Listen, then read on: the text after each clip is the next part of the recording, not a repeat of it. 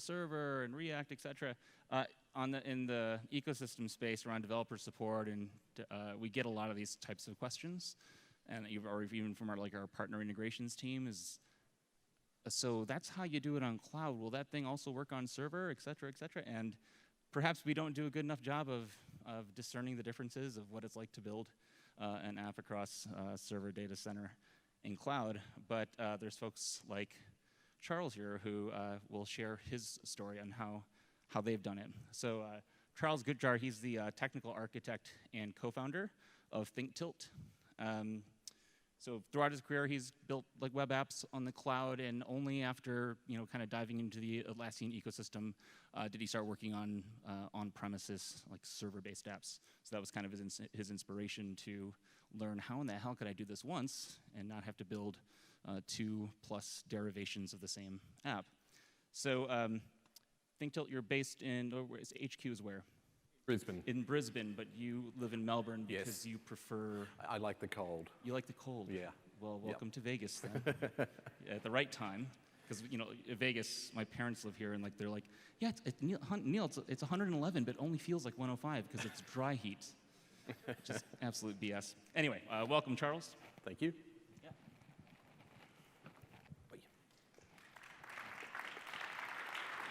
Thank you.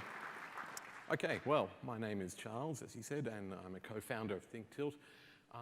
And what we do is, well, pretty much what it says. We ship an app, the same Jira app, to cloud and server, and soon to data center, pending approval. So the app is what I'm wearing, Proforma. It's forms for Jira. And well, as you heard, I started in the cloud space, and we started with a cloud version. And after doing that for a few months, we knew we needed to get onto server. And so we started work on a server version. I realized I didn't know much about that kind of OSGI crazy world. And we came up with a way of sharing our code. And that first attempt was okay. It worked well enough, but not, well, let's say it worked. It didn't work well enough. So what I'm going to do is I'm going to give you a quick overview of what we tried before I get into what we're doing now. So the first thing is, this is what probably most people do. They have a separate code base. So that is, if you take cloud and server, you've got a single cloud app, you've got a P2 plugin, and they're quite separate. Now, we thought, well, it'd be better if we can share code. So we'd have a shared library. So that's what you're seeing there, this idea of having the same shared library in both apps, share as much code as possible. The idea is, avoid rework, minimize the surface area for bugs, and really get functionality out faster. But when we started, we really didn't know how to do that. So we took what we thought would be an easier option, and was an easier one to start with, which was this single code base. And we took the cloud app we already had, and we put it in a Docker container. And if you were at Atlas Camp 2 years ago, you may have heard me talk about how we did that and how it worked, and it did work. It's just that we realized that a shared library would be even better. So if you're at my talk 2 years ago, sorry, follow this one. So I'm going to talk about that shared library. So, if I go back a second, that's kind of very generic. You can see that's from 2 years ago, Jira's in capitals. The question is, how did we do that shared library? So that's what I'm going to talk about today. So here we are. What I'm showing here is your typical separation where you've got a cloud app, you've got a server app, and you may have that same server app in data center. You might have it as a separate plugin. But that's what you'd call your typical separate set of apps. So to make it shared, well, what do we do? Well, we can add in a shared library. But if you just take that literally as it is, you'd see, well, okay, that shared library now has a dependency on the Jira Java APIs. So if you want to run that in cloud, you're importing stuff from Jira Server to run your cloud server, which is a bit weird, and you might even have license problems, and it's not where you want to go. So we took that, and we put a layer in between those. So we have a service library. The service library contains our code. the cloud lib and server lib, they're basically wrappers for Atlassian stuff. It gives us that bit of separation. So, okay, we were getting somewhere with that. We took that, and then we say, well, okay, now we've got an app and a plugin. We've got two separate bits of UI. So how do we want to have two types of UI? And just as we were starting on this, Atlaskit came out, and we thought, right, Atlaskit, that's perfect what we need. So we made an Atlaskit UI, and we have one piece of UI that we use in both the plugin and the cloud app. But taking one more look at that, if you look at the arrows there, if you're kind of looking at cloud, you see you've got this line of cloud arrows, and it's talking to a specific app, and a server and data center that's talking that way, and you've kind of got different, you've got different implementations. So each of those, a UI layer and a service layer, would have to basically know how to talk to each one separately. So the final step is to define a kind of standard set of APIs. And this one, if you want to take the photos, this is the one you want to take. This is the one where you have a simple UI talks to one API. That API is the same for cloud and server. We have one service library, and that talks to the same API, whether that's cloud or server. Now, the key bits you actually want to see here are really the UI and the service library. They're really what the app are. That's where all our work is. It's 90% of the code, certainly most of the time, and it's where the functionality is. That's the stuff that we're kind of selling. The stuff that I've grayed out, that's plumbing code, and obviously you need it, and there's a little bit of work in it. Once you get used to it, you find it's very boilerplate. So just going back a moment, basically this is what we have now. What I'm going to do is I'm going to take you through each of these, and it's going to be a bit of a whirlwind, but just keep in mind the key things you want to think about here are UI and service layer, service library. That's where you're getting the benefit. You're getting the one UI, the one service library, and that's the benefit of what all of this is going to be about. Okay, so much of this talk is going to be example code. I put a big don't panic because there's far too much code here. It's not enough for you to take it all in at once. I'm going to have some key points. So I'll stop on the key points, and all of this will be published online, so you'll be able to refer to it later. So to get straight into it, let's see what we're doing. So this is our app. Here we're looking at Jira, and we're looking inside a Jira issue view. What you can see there is pro forma, and we're showing our forms there. Now that screen there is obviously the real one. It's too complex to demonstrate the actual code from here, so I've pulled out a part of it. See the add form button. When you click a form, it makes a decision about what forms it should recommend, and it makes that decision by looking at the issue type and the request type if this is Jira Service Desk. So we're going to go through how would we make that decision based on issue type and request type. And I'll run through the whole layer, and you'll be able to see how we do that shared code implementation. Okay, so UI. First up here, we're talking to that standard REST API. So the first thing we want is we want a REST API. And so this is my first tip. Using a REST API for your UI, specifically for your UI, really makes this a lot easier. One reason is you get that same API on each platform. So our UI doesn't even know if it's talking to server, cloud, or data center. It's the same on each. The other part is it really suits Atlaskit. Atlaskit is obviously reactive, a flow type code base, and so what we get the benefit of being able to show something immediately and then load data in the background and make incremental updates if we need to. I won't talk too much about that because the next talk in here is getting into how you can do that in server, so I recommend that.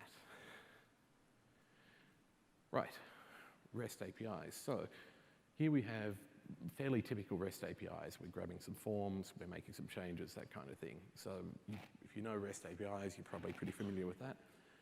What I'm going to show you is something that we would actually do here, which is This API is a bit more complex. You see it's got, as well as an issue key, it's got an issue type ID and a request type ID. And if you think about it, it's a little bit weird.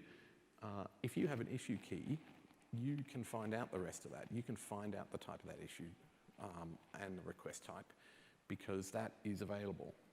But to do that in cloud would be another REST call to the Jira API. So in other words, you would have to take that key, ask Jira for that information, what request type is it, what issue type is it, get that back, and then take your next step and do your processing. But in Jira Cloud, you have context parameters that you can put into URLs, like an issue type ID or a request type ID. By using that, you skip that. You effectively skip doing another call to the back end. So my first tip here is optimize your REST APIs for cloud. You can make use of context parameters and also make use of the fact that some things you can't do in cloud. So if you start with things you can do in cloud, you're going to be pretty safe to do it in server and data center. Okay, moving on from that. Here's an example of code. Now, I'm saying don't read the code too much. It's here for reference. But I will mention one thing to watch out for is that if you're doing dialogues, you will need to wrap some way of showing a modal pop-up, and it's going to be different in server and cloud. So here I'm showing how we implement it in cloud. Basically, we have a show dialog function, and then we're deferring it to AP dialog. In server, we're calling the Jira dialogs set of JavaScript. So, kept UI short. See the next session for more about UI. Okay, so you've got an app and a plugin. So let's look at how we implement those. Here, this is, okay, apologies for people who hate Scala. This is Scala code. I'm just going to show you the key bits. The first concept is that we are injecting our service. So remember, all our code, the main code sits in a service. Here it's called example service. So you use dependency injection to get access to your code. The next bit here, API secured action. This is a security check, and don't worry exactly about how that one is working. This is specific to the Play framework that we're using. But the key thing to understand here is that a secured action is something you need to use in cloud. In cloud, your cloud app has more privileges than you might have in server, in the sense that if you're using typical server service APIs, they'll be doing user checks for you. If you're using the standard cloud APIs, you'll be using your cloud apps permissions, and they will generally be full permissions depending on what your descriptor has asked for. So in other words, in cloud, you probably have more permissions as an app. So my next tip is, in cloud, you want to do security checks at the API level. So your REST API needs to check, okay, what user is this? Can they make this change? That kind of thing. So we do that in the cloud APIs. But in server, we actually don't do that. Well, in a couple of cases we do, but mainly we don't, and we leave it to the back end. So what we do is we pass through the user information. Then when we call the Jira API, if it fails, then we say, oh, okay, they don't have access. So just keep that one in mind. Okay, moving on. So finally, we make a recall. So the key thing to understand here is in the app layer, we don't have functionality. We're just passing it on to the next layer. So how does that look in server? Well, pretty similar. So here's some Java code. Basically, we're implementing a REST API here. Again, where we are injecting using dependency injection. In this case, it's Spring dependency injection. In the cloud, it was Juice dependency injection. The same app is working with, the same library works with both. And then we are making that call to the back end. You'll see a slightly different call with the principal there, and I'll talk about that in a moment. Okay, service library. Service library is where we do the work. This is where all your code should sit. Okay, so what does a service library have? This is a trait. It's like an interface in Java. The key things here is this principal concept. I'm going to talk about it in just a moment. In fact, here it is. What it does is that wraps user information. So this is a really important part of making this work, is that you need to pass information back to Jira APIs, and that's very different in cloud and server. So in cloud, you're going to need things like the client ID and the secret key, and they're not available or relevant to server. So you have a principal object specific to cloud that passes through, and the same in server. In that case, we have an application user, and that is what is needed to call the APIs and do security checks. So, what does a principal look like? Well, here's a cut-down version of the principles we're using. First thing is you have some shared information. Now, we use what we call a user identifier, and that's because you've got a user key in server and you've got an account ID in cloud. And they're a similar concept, but they're not quite the same. So we came up with another word that means both. And we use that to identify a user within service code. So that is our business logic. We need to know who a user is. We get it from user identifier. But then we also have specific code. So for cloud principal, client key, shared secret, and account ID. Account ID is the same as user identifier in this case, but obviously in server, it's a different matter. In server, we have application user. So we're passing through the actual object that's been given to us from Jira. You'll note though, we're not making the type application user as such.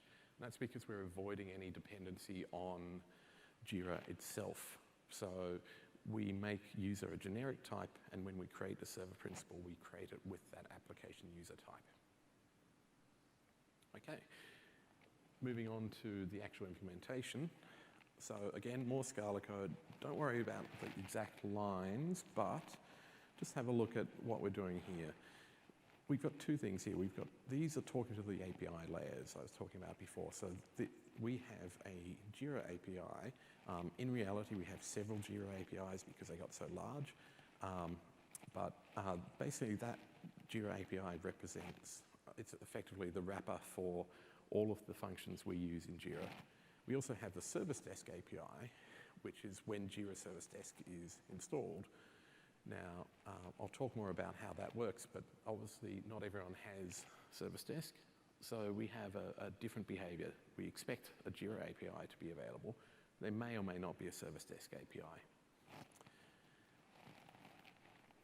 Now, this is our core functionality. Now, I haven't shown you the full code. The key thing to understand here is that we're passing back to the API layer to get the information we need, and then we're doing our processing and then returning that off to the UI. And you can see the principal is being passed straight through. At this point, it doesn't know what type it is. It doesn't know if it's cloud or it's server or whatever. Okay, so finally we're getting into the actual API layer. So this looks kind of similar to how you saw before. You've got this principal there. So that's the principal there. Again, it's generic. The other thing here to note is that we are effectively recreating the types that you might get in Jira Server. So issue type, there is a issue type in Jira Server, and it looks pretty similar to that. You could return that type if you want to have a dependency on Jira, or if you don't mind a dependency on Jira. We chose not to, and we effectively redefine all the types. That is actually quite good for some reasons, because it means we don't have to return information we don't want. And if you saw the performance talk earlier, that can be a good idea, especially in data center, to avoid loading things you don't need. So we tend to take the kind of the data types that Jira will return and only include the parts that we need and exclude everything else. So hopefully that's cutting our memory use a bit. We kind of have to test to confirm that. So how do we implement this? Well, in cloud, here is an implementation. First thing to see is we finally get to an actual type. So at this point, we're saying this is a cloud principal. And by doing that, now we can access all of the data on the cloud principal, so we can access the client ID and we can access the secret key and things like that. And in this case, we're making a REST call. I've simplified it for this example, but essentially, we're just making that call and we're using the principal data to authenticate that and allow it to occur. So in server, well, okay, what do we do here? We have a similar implementation, but you'll see instead of actually going and making the call, we're making a call to this API here. And so we've got another level of indirection here. That API is being defined up here. So we have another implementation. So what is that implementation? Well, this is getting onto one of the key points, which is that we use version-specific code in server. So in other words, we have a Jira 7 API implementation, we have a Jira 8 API implementation, and we have a Jira Server 3 and a Jira Server 4 implementation. So we actually have 4 sets of libraries here. And that allows us to basically talk directly to the API. We can build against each of those APIs and have type safety and all of that. I'll show you that in a second, but the key thing there is, well, we've got to then pick one. So that means you have to work out what version you're on and then load up the appropriate library for the version you're using. So we do that and then we delegate to a specific class. So we've loaded, say, our Jira 8 implementation in, and we load that into the Spring application context after startup. So how do we do that? Well, basically, again, slightly cut down, but this is a working version of it.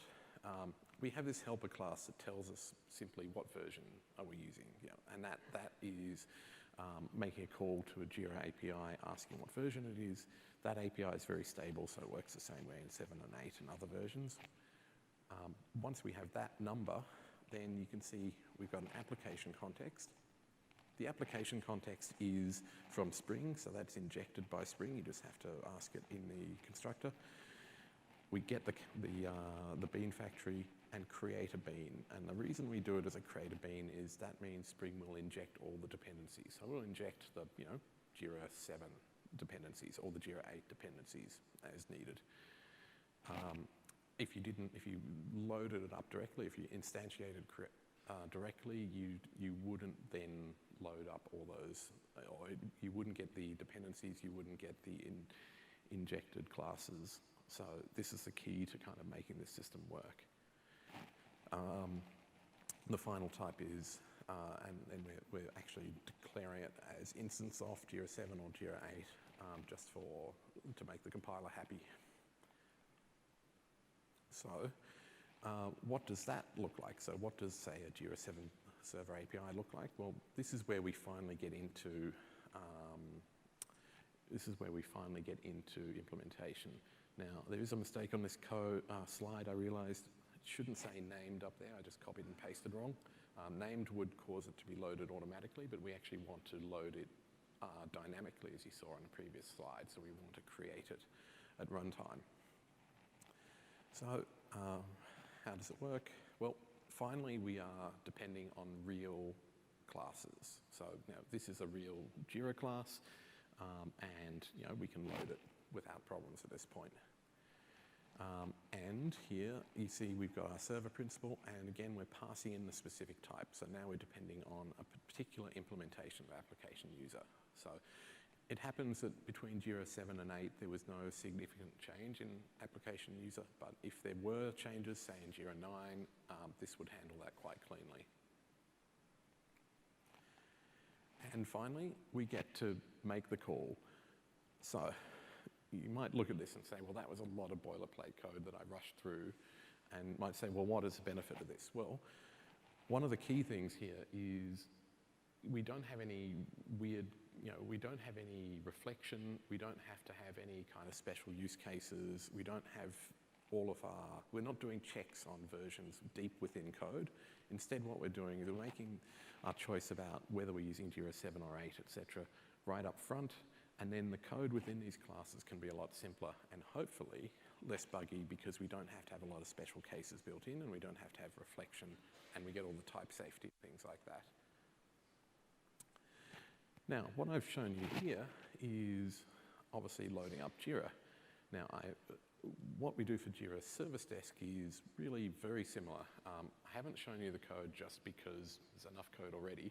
It's the same concept. You load up a general Jira Service Desk API class. That will then decide, do I have Jira Service Desk 3 or 4 installed? But of course, there is another option, which is that they don't have anything installed. So as well as those two implementations, we have a kind of no-op implementation. And that implementation just gives a sensible response for any API. So for example, if we call the API that says, is Service Desk installed? It just says no.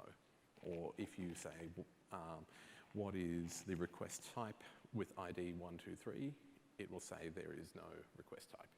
So that just allows us to effectively handle customers who don't have Service Desk installed very transparently. And again, it makes it a lot simpler. No checks at each piece of code, no things disappearing down into the depths. It's really easy to manage. Now, if you're watching closely, you might see something that wasn't in here, which is any database code. So one of the reasons this works for us is we've been avoiding using databases. And I'm sorry to say, if you are using databases in your apps, and probably a lot of you are, it does become harder. You would be able to do it, you would just have to somehow wrap the database as well. And so then you're adding yet another layer of things that you're abstracting away. Now, in our case, we use entity properties. So that is Jira entity properties against an issue, a project, a user, etc. The entity properties are working really well for us. It means that the code is exactly the same in all platforms. So we can put some data in, get some data out.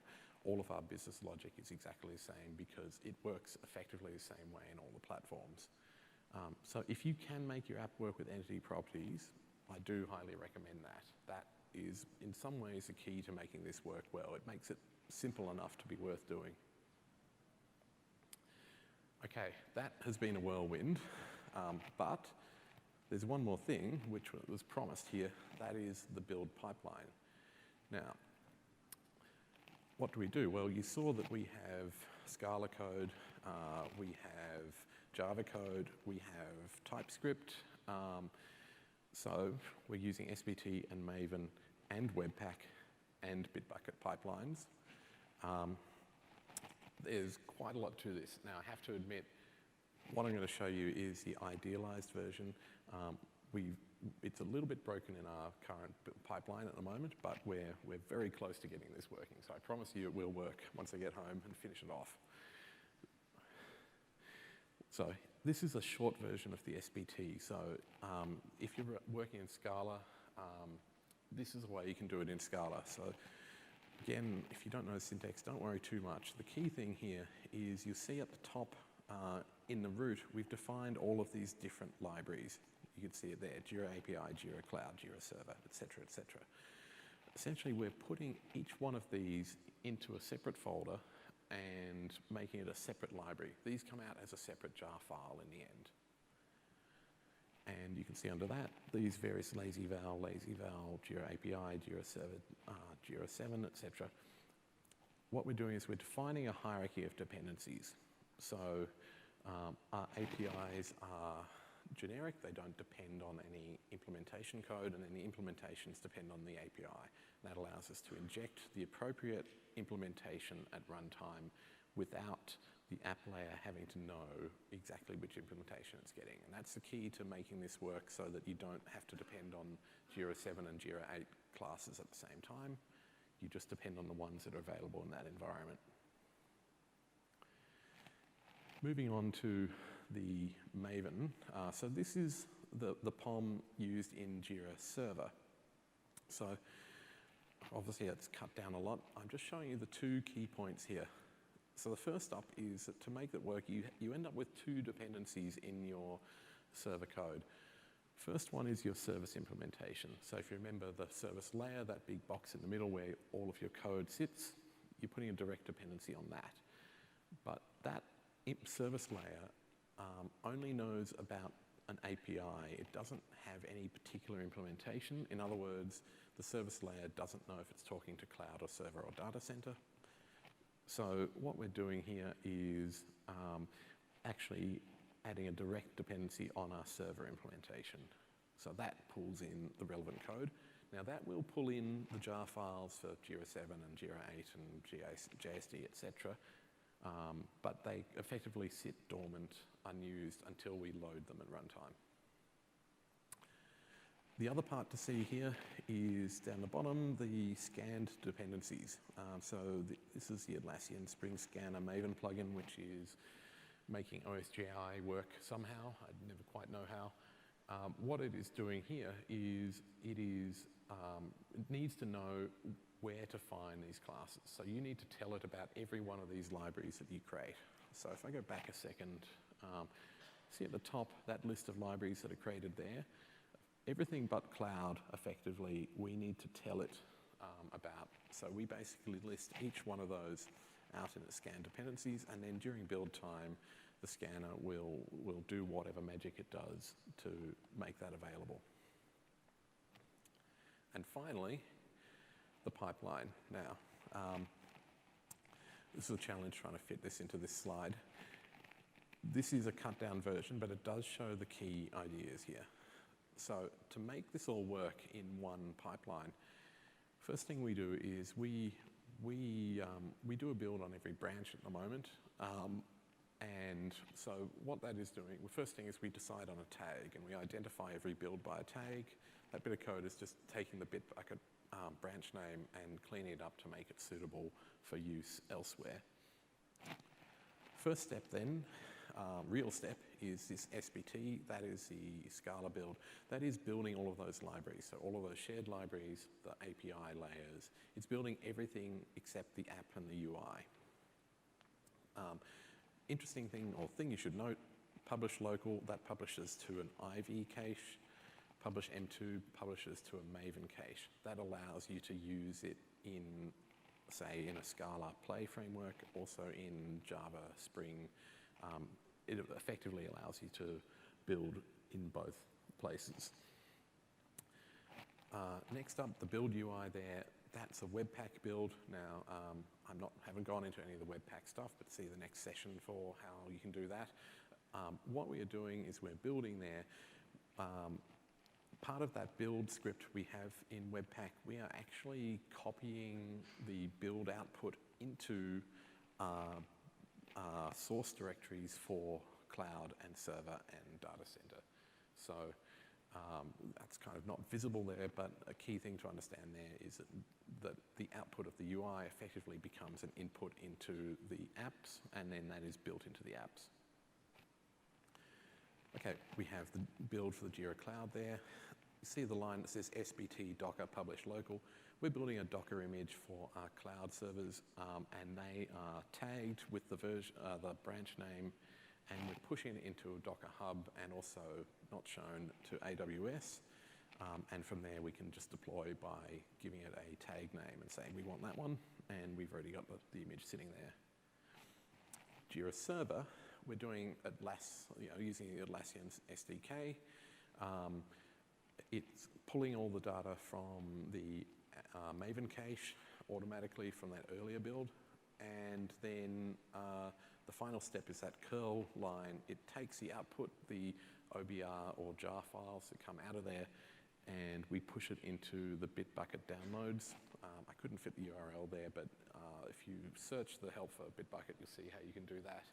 The result of that is we end up with our build artifact named with the branch name, and it sits there in the downloads folder. So effectively, at the end of this build, we have our cloud and our server app running. We have the cloud and the server app available, tagged where we can download it. The final step is Jira Data Center. Now, I haven't talked much about that. Part of it's because we've only just started Data Center and we're still going through the approval stage for it. But what we do with Data Center is we take our server app and we have feature flags, and we have a separate set of flags that we use for Data Center. And effectively what we're doing is we are optimizing for data center. So we are picking a few things that we know, well, either we can do better in data center by doing it differently, so we have a different branch of code, and in a couple of embarrassing places, code that just doesn't work properly in data center yet, and we're disabling until we get it working. But the idea of using feature flags is we still have that one app, we still have that one build as such. All we're doing is we rebuild it with a separate set of flags which controls effectively what is available in that version.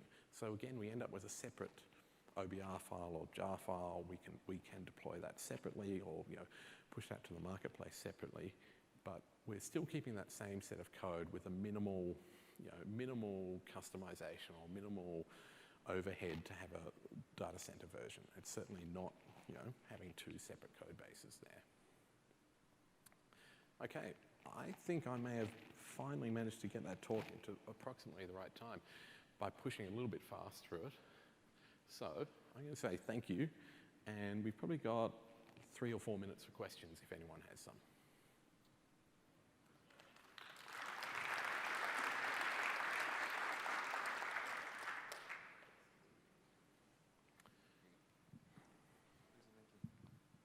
Thank you for the presentation. That was awesome. The only problem that I was thinking of is what happens when someone installs Service Desk in a running application? How do you resolve that? Say that again, sorry? How do you resolve it when somebody installs Service Desk into a running application? Yes, okay. I did give you the simplified version there. So you saw, actually I'm going to cut back a bit. You would have seen that I had a lazy loading on there. So this is the Jira API, but imagine that was the Jira Service Desk one. That's lazy loaded, so in Scala, it doesn't try and load this until the first time it's accessed. But what we've done is we've kind of overridden that so that, okay, it tries to access it, and then if they can't find it, it'll put in the no op, but then it sets a timeout. I think we set a timeout of 5 minutes or something like that. After 5 minutes, it clears the no op implementation out, blanks it again, and then if someone calls the API, it goes, oh, hang on, and tries again, and it looks to see if it's installed. So you have a few minutes where it won't react with Jira Service Desk, but after that, it'll kick in and start acting as if it is there. Well, it is there. I have another one over here. 1 second.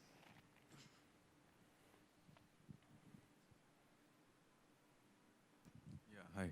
Hi. So in the UI, do you also take care of the CSS, like the look and feel which Atlaskit provides, compared to the different Jira versions in server, like 7.4, Sorry, there's a lot of 7.6? echo. I'm not hearing it properly. So my question is, do you also take care of the CSS in the UI? Yes, okay. So with the CSS is what you're asking about. Yeah, because the look and feel what 7.4 or 7.6 has compared to Jira 8 or what Atlaskit provides is different. Yeah. Yeah, so how do you take care of that? Well, that's a good question because it's definitely something we've fought over and argued about a lot in the company. What we're doing is, so Atlaskit is largely using the styled components library to control its CSS. So we're kind of almost forced to bring it in. I mean, it's a dependency on the UI. So we are now using styled components quite heavily. And so within our UI, we're using styled components, and what we found is that styled components, because it's effectively, it's CSS in JavaScript, and the JavaScript is applying the CSS at runtime, it wins over all the other styles. So as long as we provide the styles inside the styled components definitions, that will win regardless of what has happened in Jira.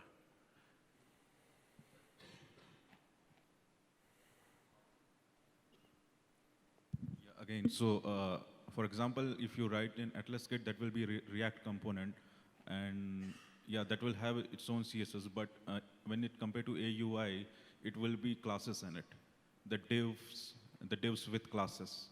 Sorry, the echo is getting at me. Yeah, maybe. You can take it offline. Right? Okay, yeah. Because I have one more back here. Somehow or another, you have to avoid the echo. Excellent talk, thank you. you mentioned that you use feature flags, a different say, data center and server, and you're making the decision at build time and come up with 2 artifacts. Have you also considered to do it at runtime and just do 1 artifact and use the lazy loading and stuff? It's definitely a possibility, and to be honest, it is effectively at runtime because all we're doing is we're pushing in different flags, and then there are checks, bits of code that will say if this flag. So we're not, for example, deleting code or replacing classes. We're just pushing in the values so that they're built against. I guess the best way to put it is this was the simplest way to get it going. And we've just started with Data Center, so that's why we're doing it that way. But it is something we're really interested to know whether there might be some things we can do at build time. If they help, it might be nicer to optimize things even more for Data Center. So we might look at that, but really that's an open question, how we improve that. We have time for one more question. Anyone? Real quick on the database, have you been using entity properties from the beginning, or is that something you persisted data somewhere else at one time? Yeah, no, we started with entity properties. We're a relatively young company. We're about 3 years old, and so they're available at the time we started, and it suits our use case well. And I've got to say, I'm really happy with using them. Aside from avoiding the database, been really nice with this GDPR stuff, because most of the time we've been able to say, well, we do have, we look after data, but we don't hold any of it. We can't see it, we don't know about it, we don't touch it, and it's a lot easier to manage when we're not responsible. We're making you responsible. And they're fairly, you get quite a bit of space. Per key value, what's the value limitations on size-wise for an entity property? We do have some issues, so that there is a 32 KB limit per property. We do have code that will start splitting things once we get beyond 32. That's only in special cases. We generally try and keep things small and sensible, because we're dealing with form data. People can be crazy and have a lot of forms, so that's a special case where we go over 32 if needed. Awesome. Thanks, Charles. Thank you.